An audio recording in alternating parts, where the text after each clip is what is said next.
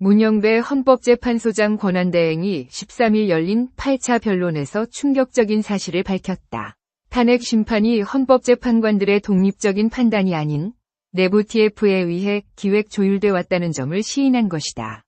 대통령 탄핵이라는 국가적으로 중대한 재판이 특정 조직이 미리 짜놓은 각본대로 흘러갔다면 이는 국민을 기만하는 일이나 다름없다. 헌법재판관들이 독립적인 심판자가 아니라 TF가 정한 틀 안에서 움직이는 꼭두각시였다면 이 재판의 정당성과 공정성은 근본적으로 의심받을 수밖에 없다. 8차 변론 말미 추가 증인 신청을 두고 대통령 측 변호인단과 문 대행 사이에 격렬한 공방이 벌어졌다. 문 대행이 18일까지 증거조사를 마치겠다고 하자 대통령 측은 즉각 반발했다.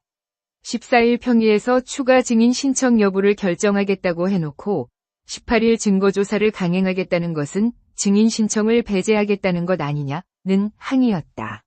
논란이 거세지자 문 대행은 돌연 서류를 들어보이며 말했다. 이 대본은 내가 쓴 게 아니라 TF에서 작성한 것이라고. 이어 헌법재판관 8명 모두가 이의를 제기하지 않았기 때문에 말하는 것이라고 덧붙였다. 이 발언은 엄청난 의미를 내포하고 있다. 헌재 내부에 탄핵 심판 TF라는 조직이 존재하며 이 조직이 재판 일정과 절차를 실질적으로 결정해왔다는 뜻이기 때문이다. 재판의 공정성과 중립성을 지켜야 할 헌법재판소에서 정체불명의 조직이 중요한 결정을 내려왔다면 이는 사법정의의 근간을 뒤흔드는 문제다.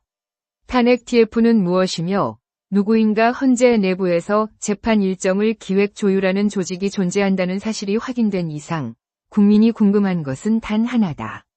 탄핵 심판 TF는 누구이며 어떤 권한으로 재판을 좌우하는가이다. 소식의 등장 발언 시간 제한 피소 추인의 증인 신문권 배제 등 탄핵 심판 과정에서 석연치 않은 결정들이 반복됐다.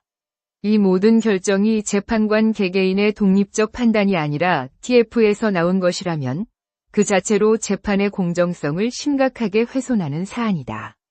헌재는 TF는 행정지원 조직일 뿐 재판을 좌우하지 않는다는 식으로 반박할 가능성이 높다. 그렇다면 헌재는 왜 TF가 변론 일정과 증인의 신문 여부까지 사실상 결정하는 위치에 있는가라는 질문에 답해야 할 것이다.